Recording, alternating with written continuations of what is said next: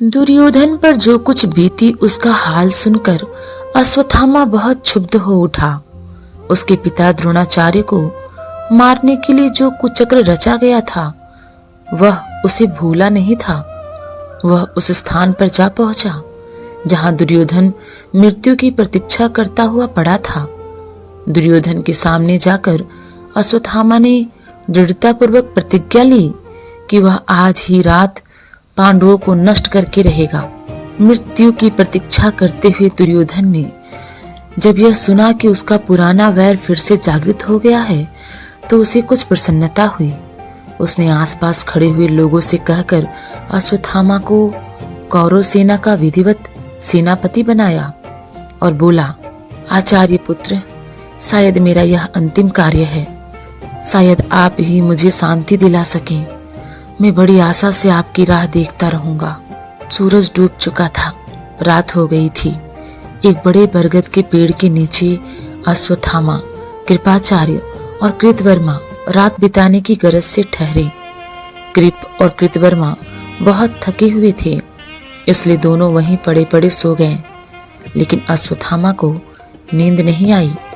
अश्वत्थामा सोचने लगा, मैं इन पांडवों और पिताजी की हत्या करने वाले धृष्टद्युम्न को उनके संगी साथियों सहित एक साथ ही क्यों न मार डालूं।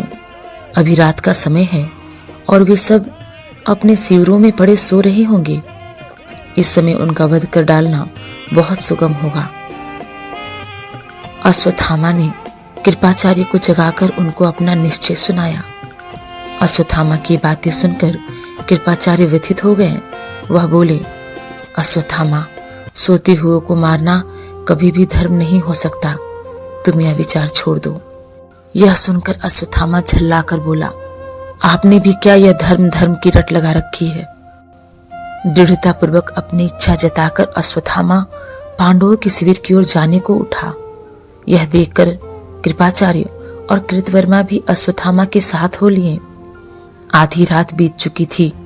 पांडवों के शिविर में भी सभी सैनिक मीठी नींद में सो रहे थे। अश्वत्थामा पहले धृष्टद्युम्न के शिविर में घुसा और उसने सोए हुए धृष्टद्युम्न को पैरों तले ऐसा कुचला कि वह तत्काल ही मर गया।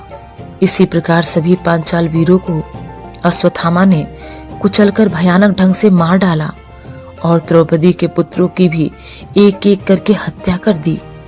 कृपाचार्य और कृतवर्मा ने भी इस हत्याकांड में अश्वत्थामा का हाथ बटाया। वहां तीनों ने ऐसे ऐसे अत्याचार किए जैसे कि अब तक किसी ने सुने भी न थे। उन्होंने वहां आग लगा दी। आग भड़क उठी और सारे शिविरों में फैल गई। इससे सोए हुए सारे सैनिक जाग गए और भयभीत होकर इधर उधर भागने लगे। उन सबको अश्वत्थामा ने बड़ी निर्दयता से मार डाला। दुर्योधन के पास पहुंचकर अश्वत्थामा ने कहा, महाराज दुर्योधन, आप अभी जीवित हैं क्या? देखिए, आपके लिए मैं एक ऐसा समाचार लाया हूं कि जिसे सुनने के बाद आपका कलेजा जरूर ठंडा हो जाएगा। जो कुछ हम लोगों ने किया है उसे आप ध्यान से सुने। सारे पांचाल खत्म कर दिए गए हैं। पांडवों के भी सारे पुत्र मारे गए हैं। पांडवों की सारी सेना का हमने सोते में ही सर्वनाश कर दिया। पांडवों के पक्ष में अब केवल 7 ही व्यक्ति जीवित बच गए हैं। हमारे पक्ष में कृपाचार्य, कृतवर्मा और मैं 3 ही रह गए हैं।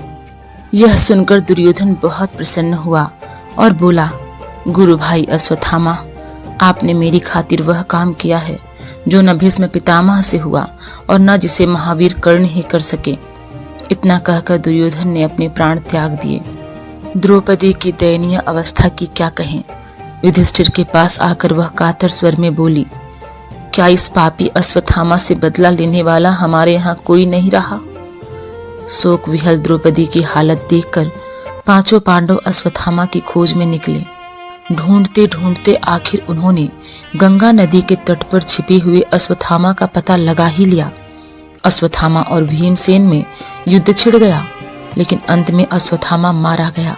पांडव वंश का नामो निशान तक मिट गया होता, लेकिन उत्तरा के गर्व की रक्षा हो गई।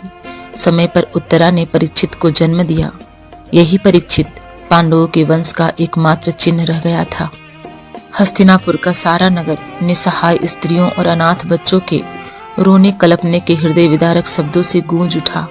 युद्ध समाप्त होने का समाचार पाकर हजारों निसहाय स्त्रियों को लेकर वृद्ध महाराज धृतराष्ट्र कुरुक्षेत्र की समरभूमि में गए, जहां एक ही वंश के बंधु बांधवों ने एक दूसरे से भयानक युद्ध करके अपने ही कुल का सर्वनाश कर डाला था।